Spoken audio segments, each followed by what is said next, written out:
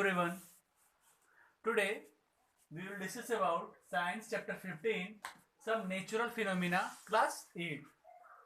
Before this, we have already discussed about lighting, electric charge, okay? As we know, atoms, all particles are made up of atoms. In atoms, electron, proton and neutron are present. Electron have negative charge, proton has positive charge, and neutron has neutral. Okay. Whenever we rub anything, then charge will be transferred. As ebonite rod, glass rod, okay, then there will be some charge will be transferred, and same charges repel to each other. Opposite charges attract to each other. Some ways where charging a body as by friction, by induction, by conduction, okay, and through electroscope we can find out which type of charges are present. It is a metal or non-metal, or you can say a conductor or insulator. So here we will discuss flow of charges as conductors and insulators.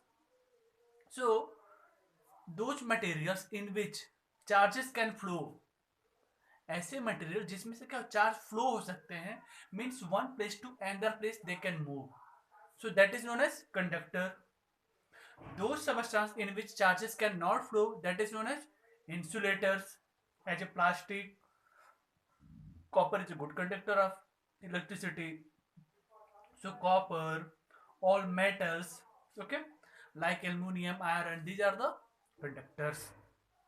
Plastics, paper, wood, rubber, these are known as insulators. Okay, so I think no conductor and insulators. Next, the story of lighting. आप देखते हो ना, when there will be thunderstorm, then our lighting will be happen also. Okay, so होता क्या है उसमें, देखो जो clouds contain charges, जो clouds होते हैं उनमें क्या होता है, चार्ज होते हैं, ठीक है ना. एंड फर्स्ट टाइम एक साइंटिस्ट जिनका नाम था Benjamin Franklin first prove that clouds build up charge during a storm. जब तूफान वगैरह आता है ना, तो क्या करते, जो क्लाउड्स होते हैं वो चार्ज बिल्डअप करते हैं, उनके अंदर का चार्ज हो जाते हैं. फिर वो ऐसा होता क्यों, क्योंकि जब क्लाउड आपस में फ्रिक्शन, आपस में, जिससे मैंने फर्स्ट टाइम हमने देखा था ना इससे पहले, कैसे चार्ज ट्रांसफर होते हैं व्हेन क्लाउड आर रब्ड और फ्रिक्शन, यानी एक दूसरे जब टकराते हैं वो, then charges can be transfer. तो क्या होता है, चार्ज ट्रांसफर होते हैं. Okay, so during the development of thunderstorm the air currents move upward while the water droplets down. होता क्या है, जो एयर जो होते हैं ना, वो एयर के जो करंट्स होते हैं वो ऊपर की तरफ मूव करते हैं, जो वाटर के ड्रॉपलेट्स डाउन साइड में, तो उनके बीच में फ्रिक्शन होते हैं. ओके, सो दैट्स वाइज क्या होता है, फिर एक चार्ज होते हैं बहुत ज्यादा उसमें से निकलते हैं फिर. Okay, and the positive charge collects near the upper as of the clouds. जो पॉजिटिव चार्ज, जैसे सपोज करिए क्लाउड है मेरा है, ठीक है ना, ये हमने ले लिया. ओके, तो जो ऊपर की साइड में एक क्लाउड है, ये पूरा एक क्लाउड है. ओके, तो अप साइड में क्या होते हैं, पॉजिटिव चार्ज, और नीचे क्या होते हैं, नेगेटिव चार्ज. और जो अर्थ है हमारा, वो भी क्या होता है, पॉजिटिव चार्ज होते हैं. जैसे ये थोड़ा वो क्लाउड नीचे आते हैं ना, और नीचे अर्थ क्या है, वो पॉजिटिव चार्ज है उनके पास, सेम चार्ज जैसे, मतलब क्या होता है, उनका अट्रैक्शन होता है, वो अपने पास खींचते हैं. और इससे क्या होता है, बहुत तेज लाइटिंग होती है, फिर वहां पे बहुत तेज फ्रिक्शन होते हैं क्लाउड में आपस में. ओके, इस तरह से क्या होता है, लाइटिंग और थंडरिंग दोनों होते हैं ना फिर. एंड व्हेन, जब उसका मैग्नीट्यूड क्या होते हैं, फिर कम हो जाते हैं. फिर जैसे वो पॉजिटिव चार्ज अर्थ है ही, नेगेटिव चार्ज नीचे रहते हैं. मान लो क्लाउड है तो पॉजिटिव चार्ज ऊपर हो गया क्लाउड के, नेगेटिव चार्ज डाउन साइड में, earth is also positive charge, तो अट्रैक्शन होता है और वो नीचे की तरफ आ जाते हैं फिर. तो इस तरह से क्या होती है, वो लाइटिंग होती है वहां पे. अब देखो कभी कभी क्या होता है, जो लाइटिंग क्या है तो बहुत ज्यादा डेंजरस होती है, ठीक है ना. हमें क्या ऐसे समय बाहर नहीं जाने चाहिए फिर. अब हम चाहें तो अपने बिल्डिंग वगैरह को क्या करते, सेव कर सकते हैं. अब you can see in your school also एक लाइटिंग कंडक्टर लगे होते हैं, ठीक है ना. होता क्या है, टॉप पे एक 3 पिन जैसा क्या ऐसे मेटल के रॉड रहते हैं, और उसको क्या सीधे नीचे दीवार से, मतलब जो आउटर वॉल होती है बिल्डिंग की, उसके रास्ते से नीचे रास्ते ग्राउंड में ले लेते हैं. ग्राउंड पे सीधे वहां पे कुछ साल्ट हो गया, कुछ और भी मटेरियल रख देते हैं, सो दैट जो लाइटिंग ऊपर इस 3 पिन पे सबसे टॉप पे लगाते हैं वो. ओके, जैसे बिल्डिंग का जो सबसे टॉप एरिया होगा ना, उस पे लगभग 10 फीट ऊंचाई पे ऐसे रॉड रख देंगे. ओके, और वहां पे अगर लाइटिंग होगी बिल्डिंग पे तो सबसे लाइटिंग कहाँ पे होती है, जो सबसे टाल चीजें होती है, सबसे जो ऊंचाई पे जो चीज होती है उस पर बिजली सबसे अधिक गिरती है, लाइटिंग वहीं पे सबसे अधिक होती है। तो मेटल का रॉड है वो, ठीक, जैसे अगर बिजली गिरेगी ना लाइटिंग होगा तो क्या इस पे आएगी फिर सबसे टॉप पे जो रहा है। तो हमने क्या किया, साइड में सारे जो मेटल के नीचे की तरफ ग्राउंड में लगा दिया ऐसे वो, तो सीधे अट्रैक्ट यहाँ पे जैसे आएगी लाइटिंग तो सीधे क्या चला जाएगा, वो ग्राउंड पे चला जाएगा और पूरी बिल्डिंग क्या होगी, वो हमारी सेफ रहेगी फिर। Is it clear? इस तरह से चाहो तो अपन घर पे भी लगा सकते हो जिससे आप लाइटिंग से बच सकते हो। सपोज दैट आप जा रहे हो, ठीक है ना, बिल्डिंग वगैरह ट्रीज वगैरह, अगर मान लो लाइटिंग हो रही है हम घर के बाहर, तो हमें क्या करना चाहिए। अब ऐसा है, do not take shelter under a tree, किसी पेड़ के नीचे हमें क्या नहीं रुकना चाहिए, okay. Not only are you in danger of being stuck by lighting, but if the tree gets stuck by the lighting, आप तो नहीं होगे लाइटिंग से टच, बट जो ट्रीज है, टाल बिल्डिंग है ना जो, उसमें क्या होगी फिर लाइटिंग जल्दी होगी, उससे क्या होता है आपको भी नुकसान हो सकता है, फिर फायर हो सकते हैं वहां पे। हमें क्या होना चाहिए, घरों के अंदर रहना चाहिए उस समय, okay. You can even shelter inside, अगर कार के अंदर तो कार के अंदर ही रहें, कोई बड़ी गाड़ी वगैरह उसके अंदर बीच में छिप जाए, फिर ऐसा नहीं कि किसी ओपन फील्ड में चले जाएं या हाई ग्राउंड में चले जाएं, ओके, ऐसा नहीं करना चाहिए हमें। If you can not find a safe place, okay, तो हमें क्या चाहिए, जहां पे हो कोई सेफ प्लेस, ग्राउंड पे हो तो सीधे सर को नीचे करके ऐसे बैठ जाने चाहिए हमें, ओके। तो ये रहे हमारे स्टोरी ऑफ लाइटिंग और safety major against lighting strikes. हमें क्या क्या उसमें सेफ्टी रखना चाहिए, घर के अंदर रहना चाहिए, कार के अंदर कार के पास ही रहना चाहिए, किसी ट्री के नीचे नहीं रहना चाहिए, ओके। नेक्स्ट बोलते हैं अर्थक्वेक। नेक्स्ट जो है हमारा क्या है, वो अर्थक्वेक है। So what is the earthquake? A sudden shaking of the ground by the disturbance in the lithosphere। अर्थ में बहुत सारे ऐसे लेयर होते हैं ना, तो लिथोस्फीयर में जब क्या होता है, कुछ सडनली कुछ डिस्टरबेंस आते हैं, then earthquake will be happens. अब देखो अर्थ का जो स्ट्रक्चर है ना वो कैसे है फिर, उसको मेन थ्री पार्ट में डिवाइड क्या है, crust, mantle and core. Earth में क्या है, सबसे top layer, outermost solid shell क्या कहलाएगा आपका अर्थ का, that is known as crust, okay. Then after the crust के नीचे क्या है बिलो, क्या है, मेंटल, ओके। मेंटल क्या है, सेमी सॉलिड है, जहां पे कुछ मेटल जैसे आयरन मैग्नीशियम वगैरह भी प्रेजेंट होते हैं। सबसे centre part is known as core, okay. ये क्या है, टू सेक्शन में डिवाइड हो गया। फिर the outer core contents iron and nickel, जो आउटर कोर में क्या प्रेजेंट होते हैं, आयरन एंड निकिल, और क्या होते हैं मोल्टन स्टेट में होते हैं, मींस मोल्टन स्टेट में जो लिक्विड स्टेट में होगा फिर, okay. And the inner core is believe to be the made of compressed iron nickel in the, वो इनर कोर में सॉलिड फॉर्म में रहेंगे आयरन एंड निकिल, और जो आउटर कोर में क्या रहेंगे, वो आयरन निकिल मोल्टन स्टेट में पाए जाते हैं फिर। अब होता क्या है, the crust and the upper layer of the mental together form in lithosphere. Lithosphere कैसे बनता है, व्हेन क्रस्ट का पार्ट ले लिया एंड मेंटल का अपर लेयर, जब दोनों को ज्वाइंट कर लेंगे, that is known as lithosphere. तो earth lithosphere is not in एक पीस में, वो लिथोस्फीयर नहीं है, ओके। ये बहुत सारे ना पीसेस में डिवाइड, जिसको क्या बोलते हैं, टेक्टोनिक प्लेट्स। लिथोस्फीयर क्या डिफरेंट साइड पीसेस में डिवाइडेड है, वो क्या कहलाता है, टेक्टोनिक प्लेट्स कहलाएंगे वो फिर। और यही जब प्लेट्स क्या होते हैं आपस में जब मूव करते हैं ना सडनली, देन अर्थक्वेक क्या होते हैं फिर आ जाते हैं फिर। Is it clear?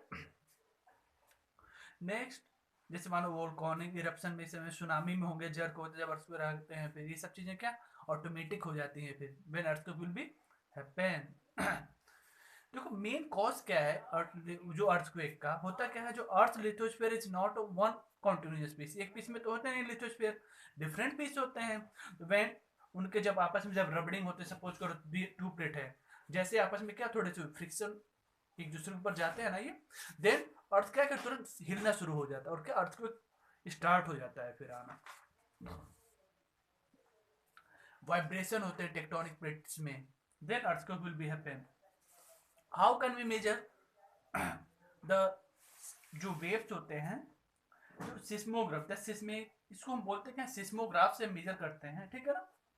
The seismic waves are recorded by an instrument called seismograph. Seismograph में हम देखते हैं कितनी लाइंस, अगर मानो वाइब्रेशन होगा ना अर्थ में, एक लाइंस आ जाती है बहुत ज्यादा लॉन्ग, ऊपर नीचे होंगी लाइन, इसमें तो क्या हो गया, वो वेव्स काफी तेज आ रही हैं, छोटी लाइनें बन रही हैं ऊपर नीचे, वेव्स स्मॉल है, कोई प्रॉब्लम नहीं है। और हम कैसे मेजर करते, कितना उसका इंटेंसिटी को मेजर करने के लिए, मैग्नीट्यूड को मेजर करने के, किसका हम इसको रिएक्टर स्केल पे लेते हैं फिर। तो सपोज दैट अगर रिएक्टर स्केल पे जो मैग्नीट्यूड है अर्थक्वेक का 0 to 2 या 0 to 3 है, तब क्या कहेंगे वो, फिर वो उसको हम पता नहीं चलता कि अर्थक्वेक आया भी है if the magnitude is 0 to 3 या 0 to 2 है। बट इफ 4.5 है देन मॉडरेट थोड़ा बहुत कभी फील होता है, नहीं भी फील होता है फिर। And when the magnitude will be 5.5 to 6.5, okay, वो क्या होते हैं, मॉडरेट नहीं होते, क्या होते हैं, वो स्ट्रॉन्ग होते हैं, ओके।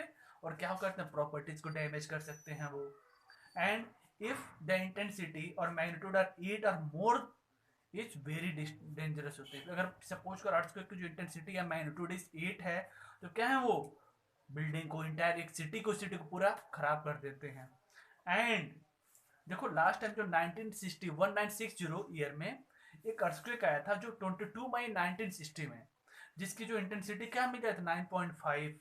कहाँ आया था, वल्दिवा इन चिली, चिली में आए थे। और क्या, पूरे बहुत ज्यादा डेंजरस थे वो, पूरे के पूरे क्या सिटी या बहुत सारे एरिया क्या करते वो डेंजरस कर दिए, पूरा खत्म कर दिए थे, पूरा एरिया ही खत्म हो गया था। अब एरिया ऐसे जो एरियाज हैं जहाँ जहाँ पे क्या होते हैं अर्थक्वेक आने के चांसेस बहुत ज़्यादा होते हैं, ठीक है ना, वो एरिया ऑटोमेटिक क्या होता है, उस कंडीशन में क्या हमें क्या करना चाहिए, बहुत सेफ्टी से वहाँ पे रहने चाहिए, ठीक है ना। जहाँ पे कुछ ऐसे एरिया हैं जहाँ पे हमेशा 3-4 के रेंज में अर्थक्वेक क्या आते रहते हैं, वहाँ के जो घरों को वैसे डिजाइन करके बनाया जाता है। कुछ ऐसे इफेक्ट हो जाते हैं हमें पता ही नहीं रहता है कि कब अर्थक्वेक आने वाले, हम प्रिडिक्ट नहीं कर सकते हैं, ठीक है ना। हाँ, लेकिन हम ऐसा कर सकते हैं, उससे हम कैसे बच सकते हैं, वो सेफ्टी मेजर हम यूज कर सकते हैं। अब सपोज कर जब हम बिल्डिंग बनवाएं, वाइल कंस्ट्रक्टिंग अ बिल्डिंग, कंसल्ट एक क्वालिफाइड आर्किटेक्ट से, सिविल इंजीनियर से बातचीत करके क्या हमें लेना चाहिए, ताकि अर्थक्वेक को हम कैसे कम कर सकते हैं, उस बिल्डिंग पे ज्यादा नुकसान न हो, वैसा वो बनाए। फिर construct building on the landfills और reclaimed area, they make be weak to support. अब ऐसा नहीं है जो जहाँ पे लैंडफिल हो तो वहाँ पे हम बिल्डिंग बनाए, क्यों, वहाँ से ऐसा भी सकता है लैंड ही वहाँ से सरक जाए, फिर मूव हो जाए। फिर लाइट कंस्ट्रक्शन, ऐसे एरिया में जहाँ पे अर्थक्वेक मैक्सिमम आते हैं वहाँ पे क्या होता है, हल्के हल्के चीज से घर को बनाना चाहिए। फिक्स कैबिनेट करना चाहिए कपबोर्ड वगैरह का, जो गीजर हो गए, हीटर हो गए, अच्छे से लॉक मतलब टाइटली पैक करना चाहिए, जिससे कि अगर अर्थक्वेक आए तो जल्दी गिरे नहीं, डैमेज ना हो, नुकसान ना हो जाता हमें। जो फाइटिंग इक्विपमेंट है उनको क्या होना चाहिए, थोड़े अच्छे से रखना चाहिए, ऐसा नहीं थोड़ा सा हिले और तुरंत उसमें आग उग लग जाए फिर, okay. And repair any cracks, अगर सपोज करो वाल है चाहे सीलिंग्स है उसमें कुछ क्रैक वगैरह, तो हमें क्या करना चाहिए, उसकी रिपेयरिंग कर देनी चाहिए। स्वाल, ताकि अगर स्मॉल रेंज में भी मैग्नीट्यूड में अगर अर्थक्वेक है तो क्या हम उससे सेफ रह सकें।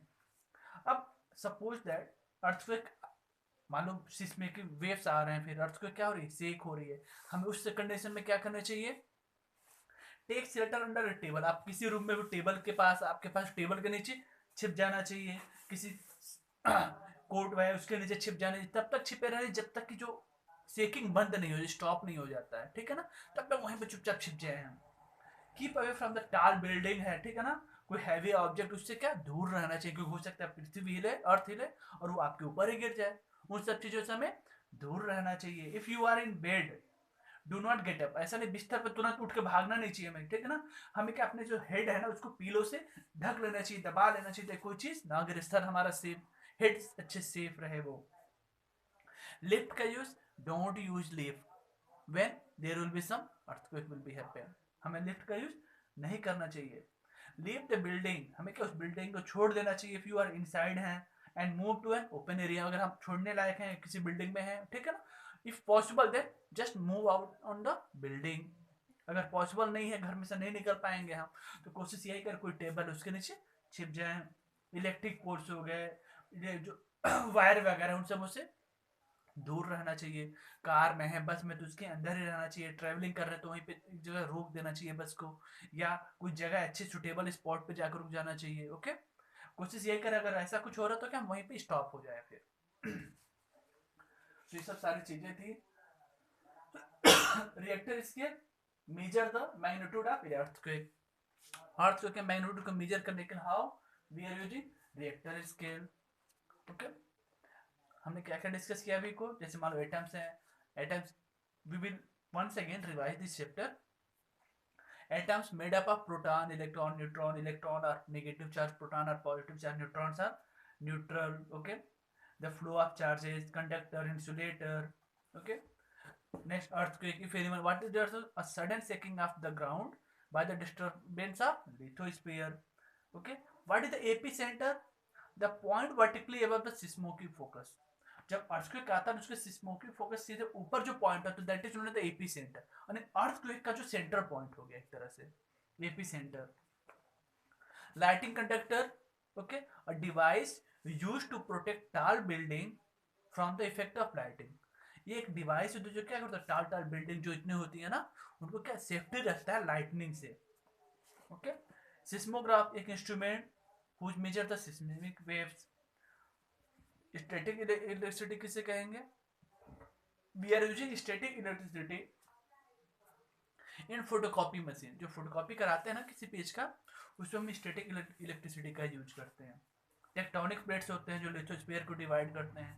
When they move then earthquake will be happen. So I think like this chapter is complete. Okay, and topic is also complete. Okay, thank you.